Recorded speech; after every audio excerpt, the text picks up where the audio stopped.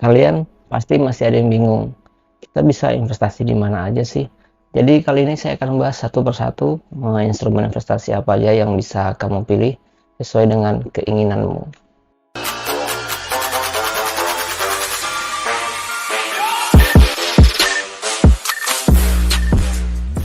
Dari tahun ke tahun itu jumlah investasi di Indonesia itu tercatat mengalami pertumbuhan yang cukup baik ya.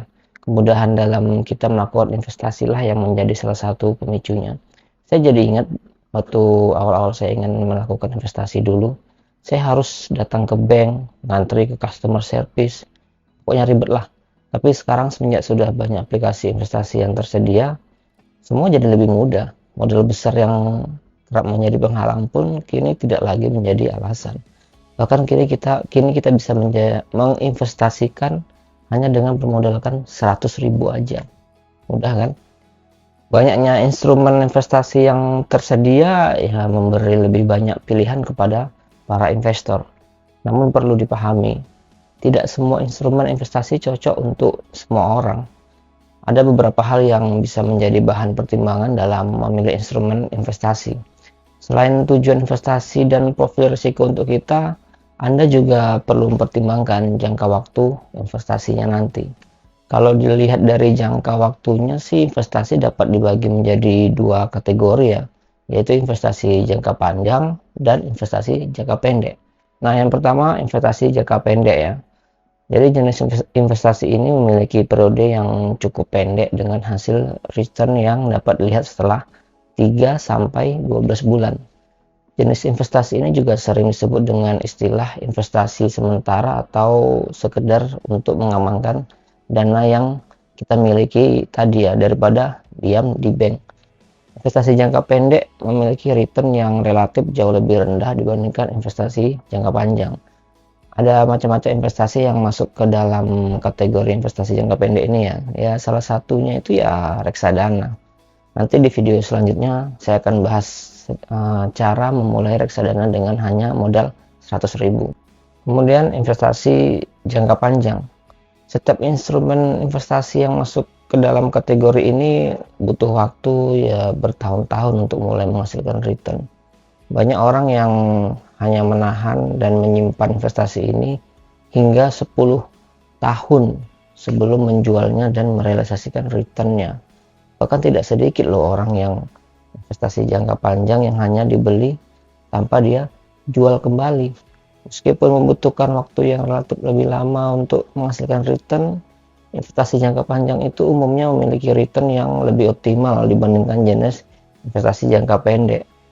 Namun sebagai konsekuensinya, risiko yang ditanggung ya juga umumnya lebih tinggi. Jadi ya semua sesuai dengan risikonya ya.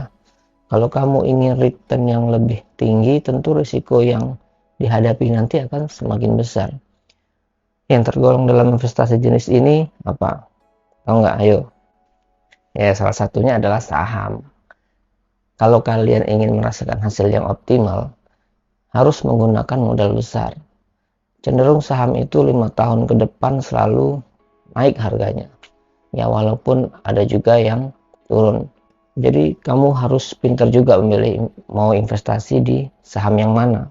Selain mendapatkan return dari kenaikan harga, kamu juga bisa mendapatkan dividennya. Dividen ini sama aja seperti bonus yang diberikan perusahaan tempat kita tersebut kepada kita. Jadi jika kamu sudah investasi di saham yang kamu pilih, kamu setiap tahun akan selalu mendapatkan bonus. Kamu nggak perlu ngapa-ngapain, tapi dikasih bonus terus. Enak kan?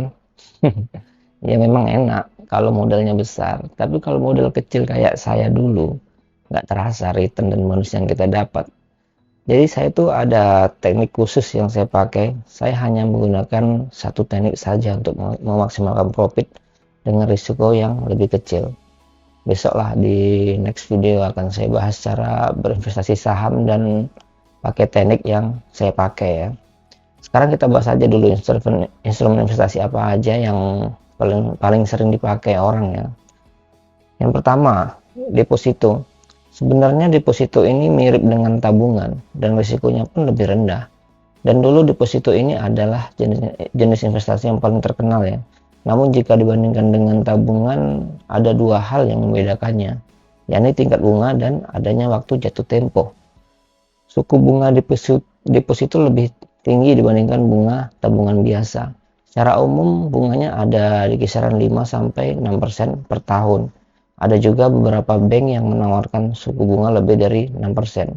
Semakin banyak uang yang Anda investasikan, biasanya bunga depositonya juga semakin tinggi. Tapi jika kamu memilih deposito, kamu tidak bisa mengambil uangmu kapan aja ketika kamu butuh. Karena dia ada tenor waktu yang mengikat, ada jatuh temponya. Jadi jika kamu membutuhkannya mendadak, kamu tidak akan bisa mengambilnya saat itu juga. Yang kedua, emas. Bagi Anda yang lebih tertarik dengan jenis investasi fisik dengan nilai intrinsik yang lebih jelas, emas bisa jadi pilihan yang cukup menarik. Risiko investasi emas juga rendah, nilainya cenderung stabil dan terus mengalami peningkatan setiap tahunnya. Jika ingin berinvestasi emas, sebaiknya pilihlah emas batangan ya, karena kalau emas batangan itu murni dihitung dari beratnya, beda dengan emas perhiasan. Tapi kalau kamu ingin berhias sambil berinvestasi, ya pilih emas perhiasan juga nggak apa-apa. Karena saya sendiri juga melakukan hal ini. Istri saya suka mengoleksi emas perhiasan, karena kan tetap bisa kita jual kembali dan bisa mendapatkan return ketika harga emas itu naik. Walaupun returnnya tidak sebanyak emas batangan, tapi ya nggak masalah. Karena kan tujuannya berhias sambil berinvestasi. Daripada uang yang ngendap di bank, nah lebih baik belikan emas perhiasan. Namun jika kalian berinvestasi emas, harus kalian pertimbangkan cara untuk menyimpan emas tadi, karena risiko dicuri ya. Kalau ingin lebih aman, bisa simpan di ini ya, di box yang disediakan oleh bank atau di Pegadaian juga bisa. Tapi ya tentu ada biaya administrasinya. Kemudian untuk berinvestasi emas ini, selain membeli di toko, Anda juga bisa berinvestasi emas lewat aplikasi. Sekarang tuh kita udah mudah lah untuk melakukan investasi. Untuk investasi emas yang dulu dibayangkan kita itu mahal, sekarang dengan uang 100.000 saja udah bisa investasi emas melalui aplikasi. Sekarang ya tinggal kemauan kita aja lagi mau investasi atau enggak. Itu udah masing-masing lah, pribadi orang masing-masing. Tinggal kemauan kita aja, semua fasilitas kemudahan sudah ada disediakan. Sekarang sudah enak, nggak kayak dulu. Tinggal kita aja lagi mau investasi atau enggak. Kemudian yang ketiga itu adalah properti. Investasi properti memiliki beberapa kesamaan dengan investasi emas. Ada benda fisik yang Anda beli di sini. Nilainya juga dipastikan terus mengalami peningkatan ya, tanpa banyak fluktuasi. Selain itu, risikonya juga terbilang rendah ya. Ada beberapa model investasi properti yang bisa digunakan. Cara yang paling sederhana adalah dengan membeli tanah, membangun properti di atasnya ya, maksudnya di tanah tadi kita bangun properti, kemudian kita jual saat harga sudah dinilai cukup tinggi. Sedangkan untuk cara yang kedua, Anda bisa menyewakan properti yang Anda bangun tadi untuk mendapatkan aliran pemasukan seperti apa? Kos-kosan, ruko, ya kan? Kios, banyaklah. Jangan lupa untuk mempertimbangkan risiko seperti kerusakan bangunan. Meski risiko investasi ini terbilang rendah, properti adalah aset yang bisa rusak oleh waktu. Kamu harus merawatnya agar nilainya tetap terjaga. Biaya perawatan yang sudah dikeluarkan ini nantinya juga perlu dipertimbangkan saat hendak menjual properti tadi ya. Investasi properti tergolong sebagai investasi jangka panjang. Jadi untuk mendapatkan return, Anda memang harus menahannya dalam waktu yang cukup panjang. Saya sendiri berinvestasi di bidang properti ya. Tapi untuk bisa berinvestasi di properti ini, awalnya saya yang mengumpulkan uang juga dan berinvestasi yang kecil-kecil dulu, kayak di reksadana, di saham, di forex, macam-macam lah. Jadi setelah uang saya berkembang, kemudian sebagian investasi saya tadi saya alihkan untuk bisa berinvestasi di properti, seperti properti ya kos-kosan, lumayan. Nah, dari hasil properti inilah kemudian mulai saya masukkan kembali hasilnya ke dalam investasi seperti ya reksadana, saham, forex, macam lah. Saya dari hasil properti tadi ya mulai saya masukkan lagi. Kalau aset properti itu ada beberapa ya, bukan cuma kos-kosan aja, banyak. Nggak perlu saya sebutkan. Nanti kalau saya sebutkan apa yang udah saya miliki propertinya dikira sombong, ya kan. Ya, salah satunya itulah yang udah saya miliki adalah kos-kosan ya. Ada beberapa properti yang lain juga. Kemudian yang keempat, saham. Tadi sebelumnya udah saya jelaskan sedikit ya tentang saham. Saham ini termasuk salah satu jenis investasi untuk jangka panjang. Tapi ya tergantung cara kita untuk menggunakannya. Kalau kita gunakan untuk trading scalping, ya sama aja dengan jangka pendek. Saham sebenarnya merupakan bukti kepemilikan sebuah perusahaan ya. Saat Anda membeli saham, pada dasarnya Anda membeli sebagian kepemilikan atas perusahaan yang mengeluarkan lembar saham tadi ya. Sama aja dengan Anda juga ikut andil memiliki perusahaan tersebut. Kan enak kan? Bisa memiliki perusahaan besar. Kalau Anda berinvestasi saham di Unilever, berarti Anda juga termasuk orang yang ikut andil memiliki saham tersebut. Ya walaupun hanya 0,000000, berapa persen. Return investasi saham biasanya berasal dari dividen dan pertumbuhan nilai saham itu sendiri. Dividen sendiri diambil dari return yang diperoleh perusahaan. Namun perlu dicatat, tidak semua perusahaan membagikan dividen kepada investornya. Beberapa perusahaan justru memilih menggunakan return yang didapat untuk mengembangkan bisnisnya. Jika dibandingkan dengan 3 jenis investasi sebelumnya tadi, risiko investasi saham terbilang yang paling tinggi ya. Tapi butuh pemahaman dan analisa yang cukup mendalam sebelum memutuskan untuk membeli saham sebuah perusahaan. Namun, sebagai alternatif, saat ini ada reksadana saham yang risikonya lebih rendah, namun memiliki potensi return yang mendekati investasi saham tadi ya. Nanti di next video akan saya buat cara memulai reksadana saham dengan modal 100.000 aja. Kemudian yang kelima itu reksadana. Apa itu reksadana? Secara sederhananya ya, reksadana adalah sebuah instrumen investasi di mana dana dari beberapa investor dikumpulkan menjadi satu untuk kemudian diinvestasikan ke instrumen investasi yang ada di pasar modal. Reksadana sendiri terbagi ini ya, jadi 5 jenis. Jadi ke-5 jenis reksadana ini meliputi reksadana pasar uang, reksadana pendapatan tetap, reksadana saham, reksadana campuran, reksadana indeks. Setiap jenis reksadana memiliki potensi dan risiko yang beda-beda ya. Untuk risiko terendah ada pada reksadana pasar uang. Sedangkan untuk potensi return terbesar dan risikonya juga nggak kalah tinggi, Anda bisa memilih reksadana saham. Semua tergantung Anda masing-masing ya. Semua orang pasti punya keinginan yang beda-beda. Tapi yang pasti jika ingin return yang lebih besar, pasti risikonya juga didapat lebih besar. Reksadana ini terbilang cukup populer di semua kalangan ya, khususnya para investor pemula yang memiliki keterbatasan dana. Karena dengan 100.000 aja kita sudah bisa investasi di reksadana. Namun jika ingin membeli reksadana, pastikan untuk memahami profil risiko Anda terlebih dahulu. Jika Anda ingin berinvestasi reksadana, Anda dapat meninjau dan membeli produk reksadana yang sesuai dengan kebutuhan, profil risiko, preferensi, dan pasar yang Anda inginkan.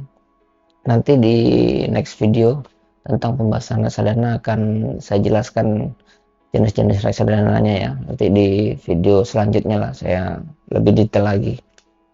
Yang keenam itu adalah P2P atau peer-to-peer lending. Dalam peer-to-peer lending, pada dasarnya Anda meminjamkan sejumlah uang kepada pihak yang membutuhkan, baik itu individu atau badan usaha. Simpelnya sih gini, ada nih orang yang kekurangan uang sehingga dia perlu minjam, dan ada orang yang kelebihan uang sehingga dia bisa minjamkan ke orang yang kekurangan uang tadi. Nah, P2P lending ini ada di tengah-tengahnya. P2P ini ya yang menghubungkan orang yang kekurangan uang dengan orang yang kelebihan uang tadi. Jika kita investasikan di sini, returnnya juga lumayan cukup tinggi loh. Ada yang kasih return hingga 18% per tahunnya. Tapi kalau saya pribadi belum pernah mencoba jenis investasi ini ya. Karena sama aja seperti kita minjamkan uang kita ke orang lain, tapi kita dapat bunga dari hasil pinjaman itu.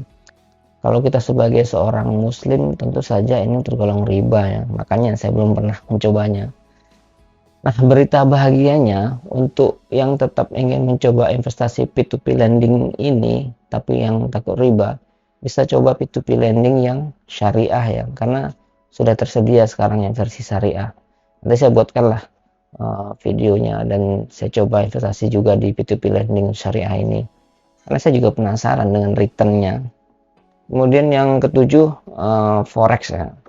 Nah, untuk forex sendiri kemarin sempat hangat ya, karena ada crazy rig yang ditangkap terkait aplikasi trading binomo dan Quotex. Sebut aja lah namanya Indra Ken dan Doni Salmanan. Pasti mungkin ada banyak yang tahu ya di sini. Sebenarnya aplikasi itu bukanlah merupakan trading forex yang sesungguhnya. Itu sama aja seperti aplikasi judi yang menggunakan grafik forex ya. Karena sistemnya itu beda, dan juga sudah ada fatwa MUI jenis trading seperti apa yang dibolehkan atau yang halal dan yang dilarang ya. Binomo dan Quotex itu termasuk yang dilarang oleh MUI. Saya pribadi sih sudah pernah juga menggunakan aplikasi binomo tadi, jadi sudah tahu dan sudah bisa merasakan sensasinya. Tapi hanya sebentar saja ya menggunakan aplikasi itu. Saya hanya sebentar aja menggunakannya. Saya lebih fokusnya tuh di trading forex yang sistemnya sudah halal sesuai fatwa MUI. Kemudian juga ada tuh yang muncul investasi bodong robot trading forex ya dulu, yang tahun kemarin lah 2022. Nah, yang ini sistemnya sudah sama seperti fatwa MUI, hanya aja dibuat menjadi peluang untuk orang yang ingin dapat profit konsisten setiap bulan. Padahal sebenarnya itu susah loh untuk bisa profit konsisten setiap bulan di trading. Jadi mereka membuat suatu platform sendiri yang mereka bisa atur sendiri transaksinya. Mau diprofitkan berapa atau di-losskan berapa. Tapi bagi yang sudah paham trading forex, mereka akan paham kalau transaksinya itu adalah fake ya, atau transaksi siluman. Jadi jika kita ingin berinvestasi itu, harus kita pahami benar-benar cara kerjanya. Jangan hanya ikut-ikutan orang lain, dan jangan tergiur dengan iming-iming profit yang wah. Saya aja sudah trading sejak 2018 sampai sekarang, belum pernah bisa profit konsisten. Selalu naik turun itu profitnya setiap bulan. Bahkan juga ada yang lossnya juga. Bukan hanya loss, margin call atau modal habis pun ya sering. Tapi alhamdulillah semua jenis investasi yang sudah saya jalankan sudah bisa menghasilkan keuntungan yang besar, dan sudah mulai bisa investasi di bidang properti yang nilainya juga nggak sedikit ya. Untuk pembahasan trading forex ini mungkin akan saya bahas di next video lah ya, karena forex ini pembahasannya itu panjang. Nanti saya kasih pembahasan khusus. Nah, itu beberapa jenis investasi yang bisa sampaikan di video kali ini ya. Sebenarnya masih banyak jenis investasi lainnya, seperti obligasi atau surat hutang pun juga termasuk jenis investasi. Nanti di video berikutnya akan saya bahas satu persatu dari jenis investasi yang sudah saya jelaskan tadi ya. Oke, sampai jumpa di video berikutnya.